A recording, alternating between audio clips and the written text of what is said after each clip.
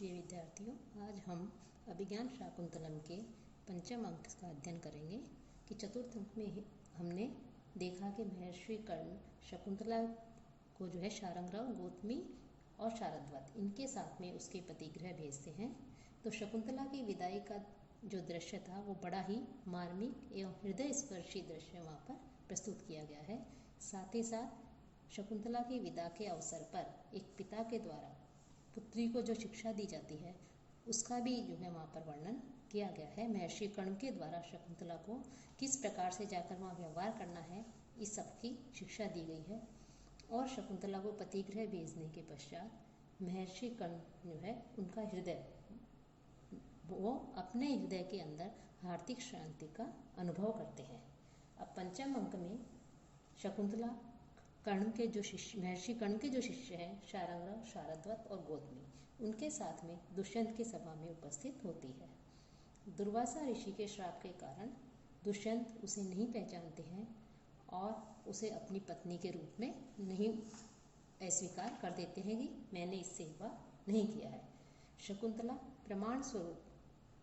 दुष्यंत के नाम की अंकित जो मुद्रिका होती है, जो अंगूठी होती है, वो दिखाने का अभिनय करती है, उपक्रम करती है, लेकिन उसे अपनी उंगली में नहीं पा करके वो आश्चर्यचकित हो जाती है कि शापवश शकुंतला दुर्वासा ऋषि के शाप के कारण ही वो अंगूठी दिखाने पर ही दुष्यंत उसे अपनी पत्नी के रूप में स्वीकार करता। लेकिन जब शची तीर्थ की वंदना करते समय, उसकी अर्चना करते समय जब गौतमी के साथ में शकुंतला, शारंगराव और शारदा सभी आ रहे थे, तब उस समय उस तीर्थ में उसकी अंगूठी गिर जाती है। शकुंतला उस अंगूठी के गिरने से अनभिज्ञ रहती है, उसे पता नहीं लगता कि मेरी अंगूठी गिर चुकी है।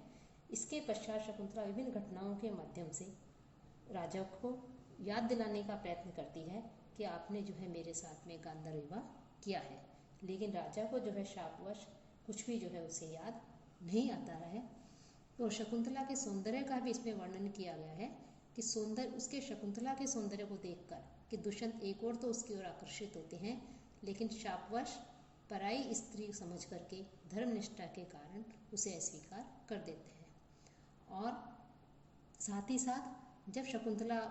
दुष्यंत के साथ में बिताए हुए मधुर प्रसंग सुनाती है, लेकिन तब भी राजा को कुछ भी याद नहीं आता और राजा उसका तिरस्कार करता है। शकुंतला भी राजा के ऐसे निष्ठुर व्यवहार को देख करके उसे कटु वचन कह देती है और शारंगराव शकुंतला को स्पष्ट रूप में उसे डांट देता है और उसे कहते हैं कि इस प्रकार से तुम्हें अपने को साथ ले जा करके हम क्या करेंगे कि शकुंतला गर्भवती, एक ओर तो गर्भवती और दूसरी ओर पति के द्वारा परित्यक्त अनाथ, उसकी शकुंतला की करुण दशा को देख करके सभी द्रवित उठते हैं। साथ ही साथ जो राजा है उसकी दृढ़ता और चरित्र की महानता देख करके दुष्यंत के प्रति श्रद्धा उमड़ पड़ती है कि ऋषि कुमार शकुंतला के ऊपर क्रोधित हो जाते हैं, उसकी भर्त्सना करते हैं और अंत में उसे छोड़ करके वहाँ से चले जाते हैं। पुरोहित राजा का जो पुरोहित है वो ये कहता है कि ज्योतिषाचार्यों के द्वारा, ऋषियों के द्वारा ये कहा गया है कि आप चक्रवर्ती सम्राट पुत्र को उत्पन्न करोगे, और ये जो स्त्री है जो अपने आप को आपकी पत्नी बता रही है, ये इस समय गर्भवती है, और तो इसका जब तक प्रसव नहीं हो तब तक ये मेरे पास में रहे। यदि इसका पुत्र होता है और चक्रवर्ती लक्षणों से संपन्न होता है, तब तो आप इसे पूर्ण आदर के साथ में, सम्मान के साथ में स्वीकार कर लीजिए, अन्यथा उसके बाद हम इसे वापस भेज देंगे। तो इस प्रकार से पुरोहित उस शकुंतला को अपने घर ले जाने के लिए निकल जाता है कि जब वो पुरोहित के गृह गमन करते समय मार्ग से एक तेज दिव्य ज्योति पुंज जाता है और वो आकर के उसको शकुंतला को उठा करके ले जाती है। तो इस प्रकार से इसमें ये जो पंचम अंक है, इसमें दुष्यंत को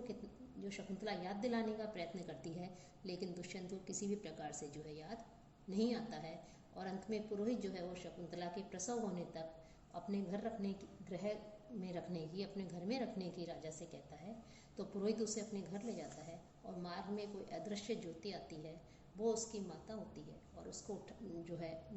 मेनका की पुत्री थी शकुंतला, तो वो जो है तेज पुंज आता है आकाश से और वो उस शकुंतला को उठा करके अंतर ध्यान हो जाती है। तो इस प्रकार इस पंचम अंक में इन सब का जो है वर्णन किया गया है। तब अब हम इसका प्रारंभ करते हैं। ततः प्रविशति आसनस्थो राजा विदूषकश्च। इसके पश्चात आसन पर बैठे हुए राजा और विदूषक वहाँ रंगमंच पर उपस्थित होते हैं। विदूषक कान लगा करके कहता है, भो वयस्य, हे मित्र, संगीत शाला अंतरे अवधानम देहि, कि संगीत शाला के भीतर ध्यान दो। कल विशुद्धाया गीते स्वर संयोग है श्रूयते, कि संगीत शाला के अंदर से अस्पष्ट लेकिन मधुर तथा शुद्ध गीति जो है उसकी स्वर योजना सुनाई दे रही है, अर्थात मधुर गान जो है उसकी आवाज आ रही है, शुद्ध संगीत के स्वर का आलाप सुनाई दे रहा है। जाने तत्र भवती हंसपदी का वर्ण परिचयम करोति, कि मैं यह समझता हूँ कि माननीय जो हंसपदी का है, पूजनीय सम्मान्य जो हंसपदी का है, वो स्वर साधना कर रही है। राजा कहता है, चुप हो जाओ, मैं भी सुनता हूँ। कि हंसपदी का राजा की एक रानी का ही नाम बताया गया है कि राजा जो है उसके पास एक बार ही गया है, उसके बाद जो है उसे उपेक्षित कर दिया गया है। ठीक उसी प्रकार से जैसे उसने शकुंतला के साथ में गांधर्व विवाह किया और उसका उपभोग करके उसे भूल गया है। तो इस प्रकार से कह रहे हैं कि हंसपदी का जो है संगीत का अभ्यास कर रही है, स्वर साधना कर रही है। तो राजा कहता है, तूष्णिम भव, कि तुम चुप हो जाओ, यावद आकर्ण्यामि, तब तक मैं सुनता हूँ कि वो क्या गा रही है। आकाशे गीयति, तभी आकाश में गाना गीत गाया जा रहा है, वो सुनाई देता है। अभिनव मधु लोलुपो भगवान तथा परिचुंबे चूत मंजरीम, कमल वस्ती मात्र निवृतो मधुकर विस्मृतो अस्य नाम कथम, कि मधुकर, कि हे भ्रमर, भ्रमर को संबोधित करते हुए हंसपदी का कहती है कि हे भ्रमर, अभिनव मधु लोलुप है, कि नवीन मधु के लालची, नूतन जो पुष्प का रस होता है उसे कहा जाता है अभिनव मधु। तो नूतन जो नवीन जो पुष्प है, उस पुष्प रस के लिए लालायित रहने वाले भगवान आपके द्वारा च्यूत मंजरी, आम्र की जो मंजरी है, उस आम्र मंजरी को तथा परिचुंब्य, उसका रसास्वादन करके, कमल वसती मात्र निवृत्त है, कि कमल पुष्प पर निवास करने मात्र से ही संतुष्ट होकर के एनम कथम विस्मृत है असी, इसे अर्थात आम्र मंजरी को कैसे भूल गए हो। कि हंसपदिका के इस गीत के द्वारा जो राजा है उसके लिए जो है एक व्यंग्योक्ति यहाँ पर बताई गई है कि यह हंसपदिका की यह गीति पूर्णतया जो है व्यंग्योक्ति है। इसमें मधुकर संबोधन जो है वो राजा के लिए है।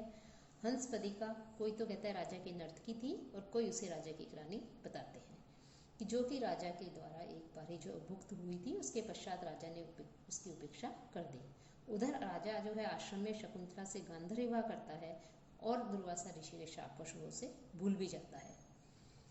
इस प्रकार और भ्रमर जो है यहाँ पर राजा के लिए प्रयोग किया गया है कि जिस प्रकार मधुकर जो है उसका स्वभाव सदा नवीन पुष्पों का पराग्रहण करने का रहता है, इस कारण से वह किसी एक पुष्प पर स्थिर होकर के नहीं बैठता, वह एक पुष्प जो है उसका रसास्वादन करके दूसरे पुष्प के ऊपर चला जाता है, उस पर मंडराता रहता है। उसी प्रकार राजा को भी भ्रमर के समान स्वभाव वाला ही बताया गया है कि वह भी जो है नवीन भ्रमर के समान नवीन, जैसे वो नवीन पुष्पों को प्राप्त करने के लिए, पुष्प को रस को प्राप्त ग्रहण करने के लिए लालायित रहते हैं, वैसे ही जो है राजा जो है वो राजा भी अनेक रानियां रखते हैं और एक रानी से संतुष्ट नहीं बताया है। और अंत में भ्रमर जैसे कमल के पुष्प के ऊपर बैठ जाता है, कमल पर केवल रहने मात्र से जो है संतुष्ट हो जाता है, पराग रहित है कमल, लेकिन फिर भी जो है उस वही वहाँ रहता है, वह संतुष्ट हो जाता है। उसी प्रकार और आम्र मंजरी जो है उसको भूल जाता है।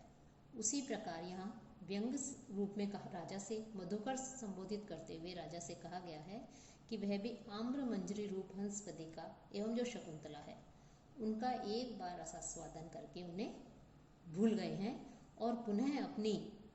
जो महारानी है, जो वसुमती है, उसके पास रहने मात्र से ही संतुष्ट हो गए हैं। कि जैसे भ्रमर कमल के पुष्प पे आकर संतुष्ट हो जाता है, वैसे ही जो है आप भी जो है अपनी महारानी जो वसुमती है उसको प्राप्त करके जो है संतुष्ट हो गए हैं। तो इस प्रकार से यहाँ पर राजा जो है उसके ऊपर जो है हंसपदिका जो है व्यंग कर रही है कि आप जो है मुझे भूल गए हैं। कि यह जो गीति है नाटकीय दृष्टि से भी अत्यधिक महत्वपूर्ण मानी जाती है। कि इस पंचम अंक के प्रारंभ में हम देखते हैं कि जो कालिदास है उन्होंने शकुंतला को याद दिलाने के लिए, शकुंतला की स्मृति दिलाने के लिए और राजा पर शाप का प्रभाव दिखाने के लिए इस तरह का कथानक यहाँ पर प्रस्तुत किया है कि राजा तपोवन से लौट करके अंतःपुर की रानियों के मध्य आकर के जो है वो ये भूल गया है कि उसने शकुंतला से गांतर विवाह किया है और ये सब शाप का प्रभाव है। और राजा के इस विस्मरण से एक भावी जो घटना है, आगे जो घटना होगी जब शकुंतला यहाँ उपस्थित होगी, तो उसकी जो है एक तरह से यहाँ सूचना दी गई है। तो राजा कहता है अहो राग परिवाहिनी गीति, कि यह अनुराग की धारा को, प्रेम की धारा को प्रवाहित करने वाला गीति है। किम तावत गीत्या अवगतो अक्षरार्थ है। तब विदूषक कहता है कि गीति के जो शब्द हैं, क्या आपने उनके शब्दों के व्यंग को उनको समझ लिया है। राजा स्मितम कृत्वा मुस्कुरा करके कहता है सकृत कृत प्रणयो अयम जन है, कि ये जो हंसपदिका है जो ये गीत गा रही है, इससे मैंने एक बारी प्रेम किया है। तदस्या देवी वसुमती मंत्रेण महदुपालंबम गतोस्मि। इसके पश्चात देवी इसने जो है देवी वसुमती को लक्ष्य करके मुझे उपालंब दिया है कि वसुमती को प्राप्त करके जो है उसको कमल के समान बता करके कह रही है कि वसुमती को प्राप्त करके मैं जो है उसे भूल गया हूँ। सखे माधव्य, हे मित्र माधव्य, विदूषक का नाम है माधव्य, मद वचनात् उच्चताम हंसपदिका, मेरी ओर से हंसपदिका को कहना कि निपुणम उपालब्धो अस्मि इति, कि तुमने बड़ी चतुरता से, कुशलता से, निपुणता से जो है मुझे उलाहना दिया है। विदूषक कहता है यद भगवान आज्ञा पैती, जैसी आप आज्ञा देते हैं। उत्थाय उठ करके भो पयस्य, हे मित्र, गृहीतस्य तया परकीय ही हस्ते ही शिखंड के ताड्यमानस्य अप्सरसा वीतरागस्य नास्ति स्थाने में मोक्ष है। कि जैसे किसी अप्सरा के द्वारा पकड़ा गया वीतराग जो तपस्वी है, महात्मा है, वो नहीं छूटता है, उसी प्रकार दासियों के हाथों मेरी शिखा को पकड़वा करके यह जो है मुझे पीटेगी, अर्थात मेरे लिए अब इससे छुटकारा पाना मुश्किल है, असंभव है। ये कहता है कि मैं हंसपदिका के पास में आपका संदेश ले जाकर के कहूँगा कि बड़ी ही कुशलता से आपने जो है उसे जो है उलाना दिया है। तो जो हंसपदिका है वो सेविकाओं के हाथों से मेरी शिखा पकड़कर मुझ विषय वासना से रहित मुझे जो है अत्यधिक पीटेगी, अर्थात मुझे अब इससे किसी भी प्रकार का छुटकारा नहीं मिलेगा। कि जैसे किसी अप्सरा के द्वारा पकड़ा गया जो तपस्वी होता है, विरक्त सन्यासी को छुटकारा नहीं मिलता, वैसे यह मुझे भी उससे छुटकारा नहीं मिलेगा।